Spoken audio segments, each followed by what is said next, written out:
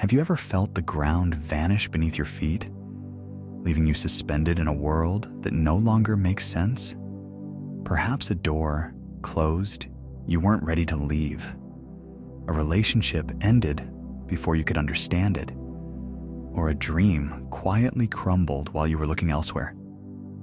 You sit alone, staring into silence so deep it presses against your chest, and wonder, who am I when everything I relied upon is gone?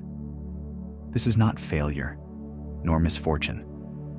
Life is offering you a rare gift, the chance to turn inward, to see yourself as you truly are, beneath the weight of loss, beneath the roles and masks you have carried. Buddha teaches that suffering is not punishment. It is the mirror of impermanence. What feels like emptiness is not a void. It is the soil in which your inner awareness can take root and grow. Life can feel overwhelming. Events unfold that you cannot control. A job ends, a relationship shifts, a plan fails.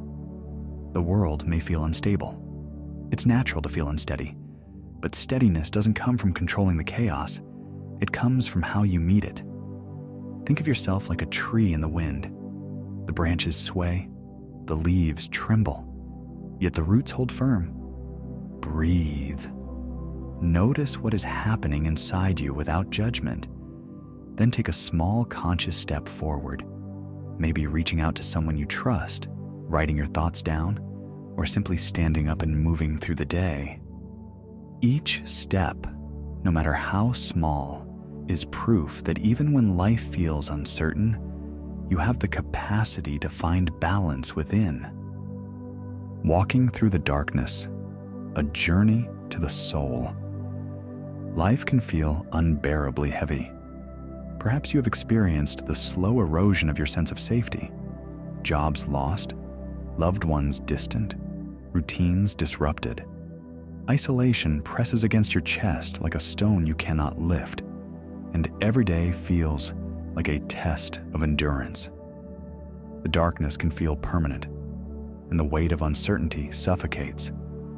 Buddha teaches that suffering, when embraced consciously, becomes a path, not a prison. The darkness strips away distraction, forcing you to confront what has long been ignored: the mind, the heart, and the unspoken wounds within.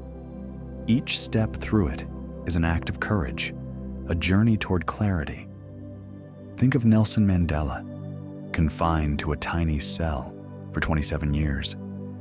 Alone, surrounded by walls that cut him off from the world, he could have surrendered to bitterness or despair. The nights were long, the cold unforgiving, and hope often felt distant. Yet, in this darkness, Mandela cultivated patience, reflection, and compassion. He found freedom not in the world outside, but in understanding himself, observing his thoughts and emotions without surrendering to anger. When he emerged, he was no longer simply a man freed from prison. He was a soul tempered by hardship, capable of guiding a nation with wisdom, empathy, and profound clarity. Your own darkness may not look like Mandela's, but the lesson is the same. When you feel trapped by loss, grief, or the uncertainty of life, you can breathe and observe your fear. Name it. See it as a river flowing through you but not defining you. Step by step, moment by moment, you move forward. Even in solitude, your inner world can be a place of freedom. Reflection. The masks and wounds of life.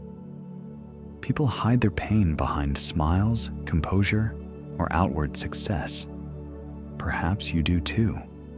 At work, you might appear confident while carrying a quiet storm inside. In relationships, you may speak lightly while burying long-held fears or disappointments. These masks, while protective, can disconnect you from yourself and the world. Childhood wounds, neglect, or moments of invisibility create these layers. Over time, they become second nature. Buddha teaches that Suffering arises from self-deception. Masks may shelter you from immediate pain, but they also limit the heart's capacity to see and be seen. Awareness is the doorway to liberation. To notice these masks is to step into freedom. Abraham Lincoln's life shows this clearly. He faced failure after failure, business ventures collapsing, political defeats, and the death of loved ones.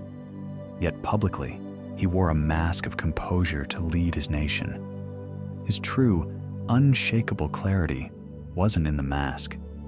It was in quiet reflection, where he wrestled with grief, despair, and self-doubt. For you, recognizing your own masks is an act of courage. Ask yourself, why is this here? What pain is it hiding? Breathe, notice, and hold it with compassion. By seeing the layers of fear or hurt, you create space to respond consciously rather than react unconsciously. Reflection is the soil in which resilience, authenticity, and clarity grow. Turning inward, the call of the soul. The world is relentless. Noise, demands, and endless distractions pull your attention outward, leaving little room to hear your own thoughts or feel your emotions. In this constant motion, it is easy to forget the subtle voice of your inner awareness, that quiet presence waiting patiently for recognition. Buddha teaches that the inner self speaks softly and is often drowned out by the world. Turning inward is an act of courage, noticing your thoughts, feeling emotions fully, and observing the body. In this quiet, insight begins to emerge, revealing patterns and opening space for clarity. Imagine a garden overrun with weeds, roots tangling and choking the soil. Distractions, unresolved patterns, and old fears are like these weeds. Turning inward is the act of tending this garden, clearing the weeds, and creating space for new growth. Only when the soil is nurtured can the seeds of potential flourish. Even brief moments of inward reflection are transformative. Breathe. Notice the sensations in your body. Allow yourself to feel without judgment.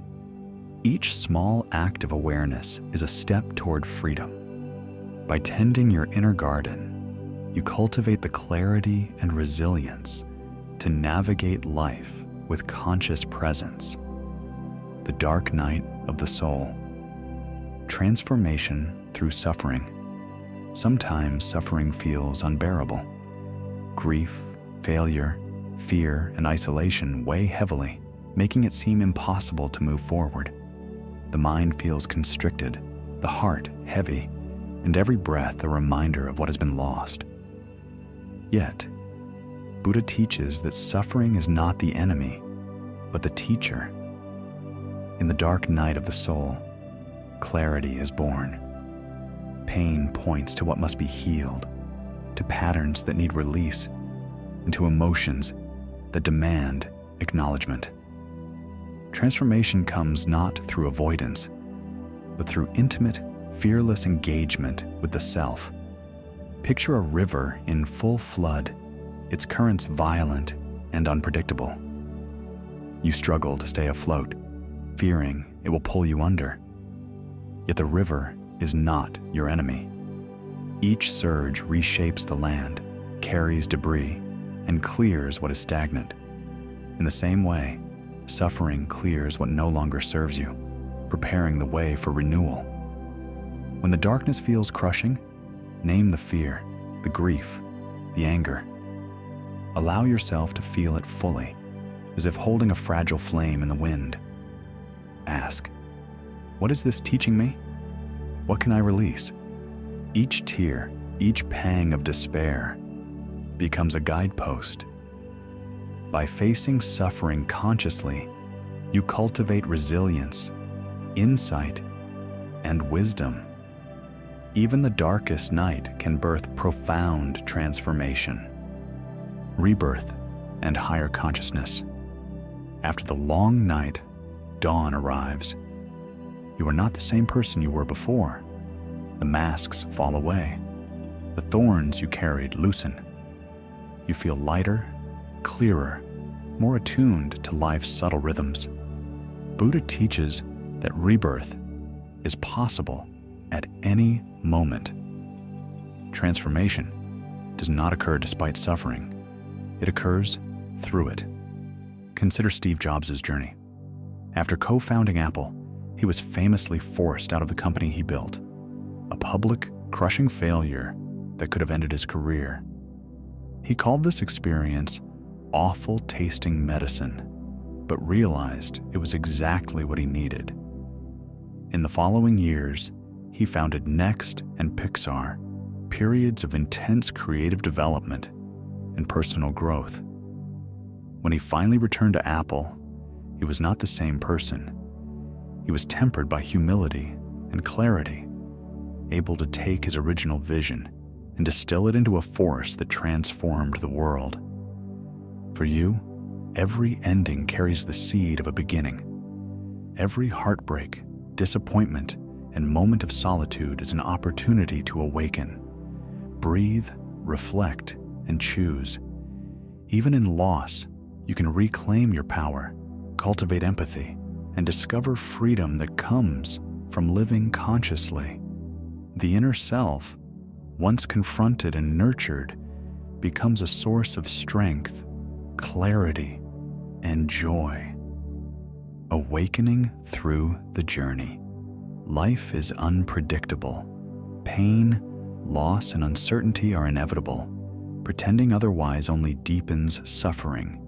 Yet Buddha teaches that awakening arises through presence, awareness, and compassion. Emptiness is not a void. It is fertile soil where insight, clarity, and freedom flourish.